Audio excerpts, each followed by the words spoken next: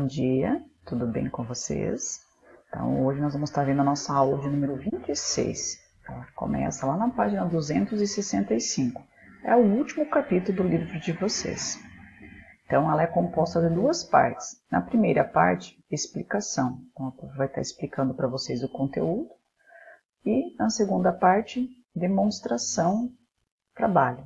O que a prof vai estar fazendo na segunda parte? Vai ter um outro videozinho. Vocês terão que estar acessando, assistindo a segunda parte da aula. E nessa aula, eu vou estar fazendo a demonstração do trabalho que vocês vão estar tendo que fazer, desenvolver e fazer um videozinho e mandar para a prof. Mas depois, na segunda parte, eu explico bem certinho do que vai ser composto esse trabalho, tá? Então, o que nós vamos estar vendo hoje? Sólidos geométricos. O que vem a ser sólidos geométricos? Lá na parte de geometria, há umas aulas anteriores, a prof até fez uma madeira, colocou uns pregos e foi puxando os polígonos e tais. Então, assim, a gente tem que estar lembrando de algumas características daquela aula, tá? Algumas demonstrações lá que a gente vai estar utilizando aqui.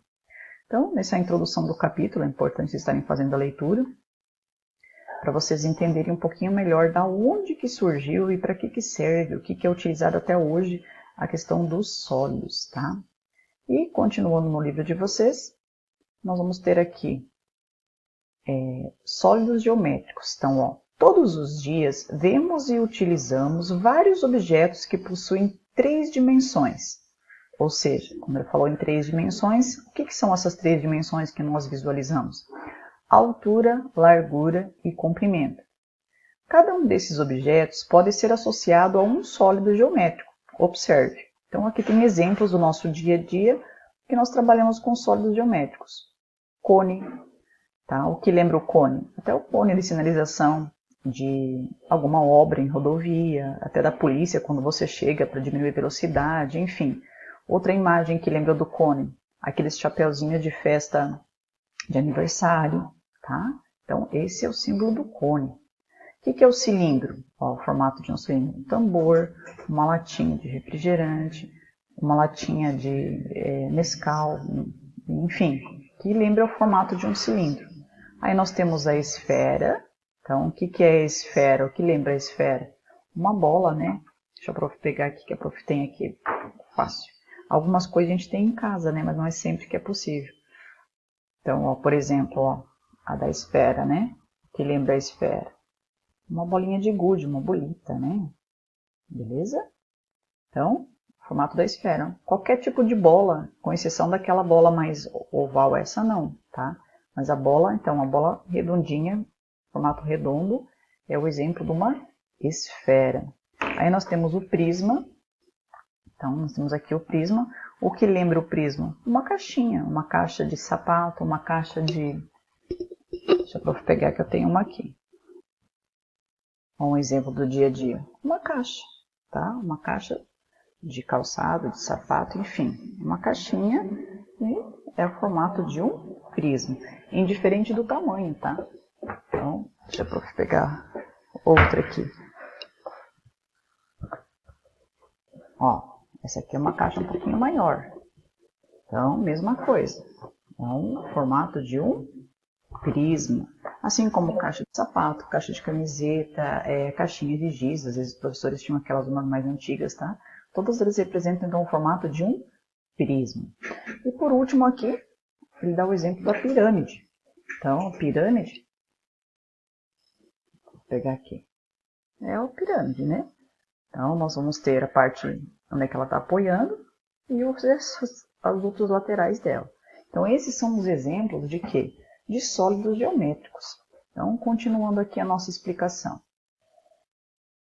Sólidos geométricos podem ser classificados em poliedros e sólidos de revolução. Então, isso aqui é importante vocês estarem grifando no livro de vocês. Ele trouxe para a gente que os sólidos geométricos podem ser classificados em poliedros ou sólidos de revolução. Esse sólido de revolução, gente, ele tem 2 nomes, digamos assim, sólidos de revolução, que também são conhecidos como corpos redondos. Às vezes os alunos acabam esquecendo que é sólido de revolução. e só são corpos redondos. Por exemplo, a bola, a esfera, né? Ela é classificada como o quê? Corpo redondo, corpos redondos. Mas é importante a gente entender que existem outras nomenclaturas, porque às vezes um vestibular ou num exercício, ele vai pedir sobre sólidos de revolução. Aí, se o aluno só sabe corpos redondos, acaba não relacionando os dois nomes, tá bom? Então, tem dois nomes diferentes aqui. Para melhor a compreensão de vocês, então, sólidos geométricos, eles podem ser classificados em poliedros e corpos redondos. Ou também, como a gente acabou de visualizar ali, sólidos de revolução, tá? É os nomezinhos que são atribuídos a eles. Então, eu vou estar utilizando parte de uma aula que eu vou estar disponibilizando o link para vocês estarem assistindo para complementar o nosso conteúdo, para ficar mais fácil a visualização através de imagens, tá? O que diz aqui? Então, a gente vai estar vendo algumas imagens relacionando os poliedros e a classificação deles. Poliedros. O que são os poliedros? Ó, são formados apenas por partes planas, ou seja, cada face, cada lado desses sólidos aqui, ó, são planos, figuras planas, tá? Então, esses são os poliedros. Depois nós vamos ver mais para frente que dependendo da face dele, do formato dele, ele vai receber um nome específico, tá? Então, aqui nós temos alguns exemplos. E os corpos geométricos redondos, ou também conhecidos como os sólidos de revolução. Então, o que muda um do outro? Corpos geométricos redondos, suas superfícies apresentam alguma parte arredondada. Então, por exemplo, aqui o cilindro, ó, o contorno dele aqui, né, que a prof está passando com o mouse, a parte é arredondada. O cone, a mesma coisa. E nós temos por último aqui a esfera, certo? Para fixar bem, então, será que você analisando aqui,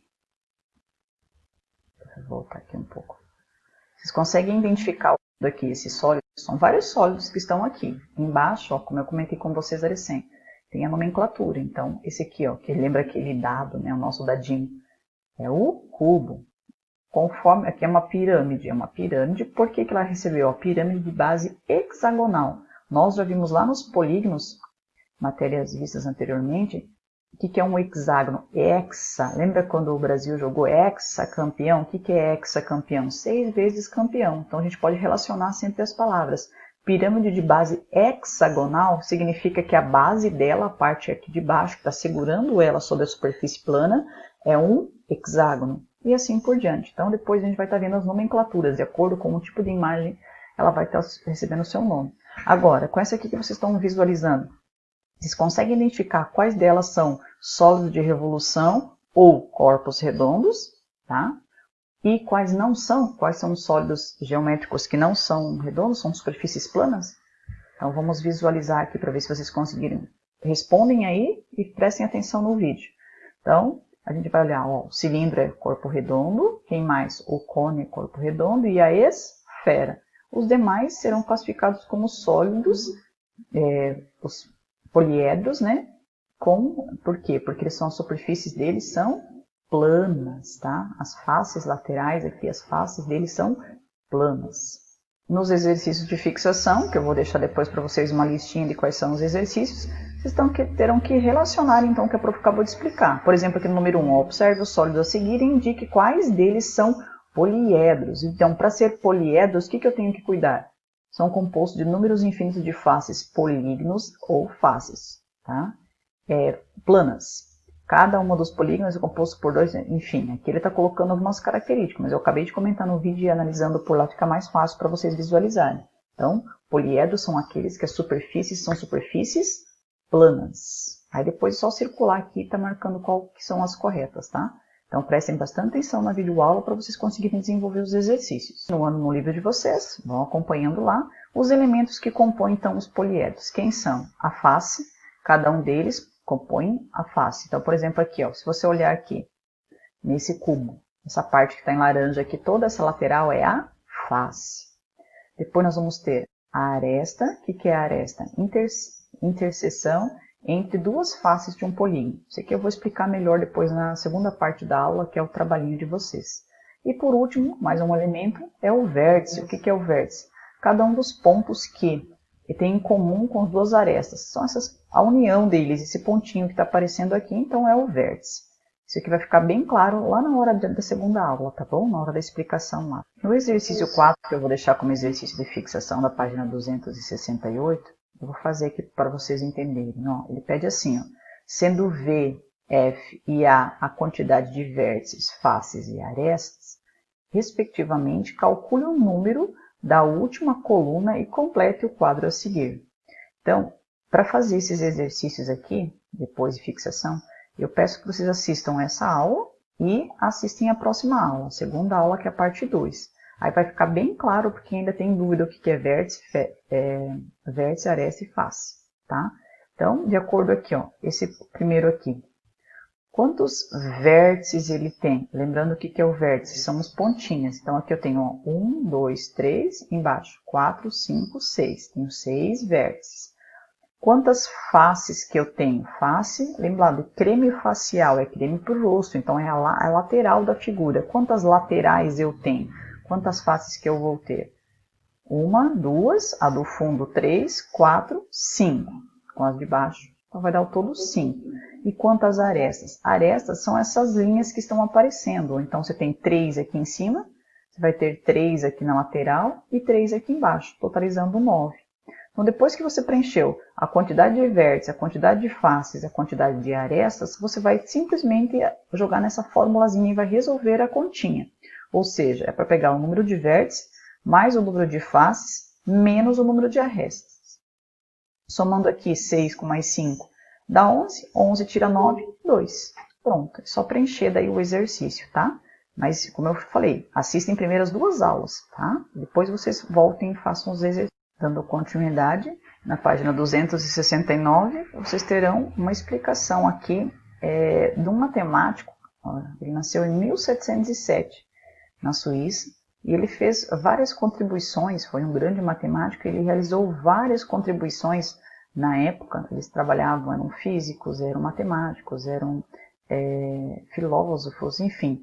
E uma das suas contribuições dentro da matemática é a relação que ele fez. Então, essa formulazinha aqui, ó, eu peço que vocês grifem lá no livro de vocês, destaquem ela, porque ela é bem importante. Vocês vão estar vendo esse ano, e lá no ensino médio vocês vão visualizá-la de novo, vão aprender algumas características dela. O que diz? Ó? É a relação de Euler. Então, por que recebeu o nome de relação de Euler? Euler por causa do matemático. Foi ele que desenvolveu, através das suas experiências, essa relação. O que diz essa relação? Que todo polígono convexo, tá? Ele pode ser aplicado a essa relação. É os polígonos que nós estamos estudando.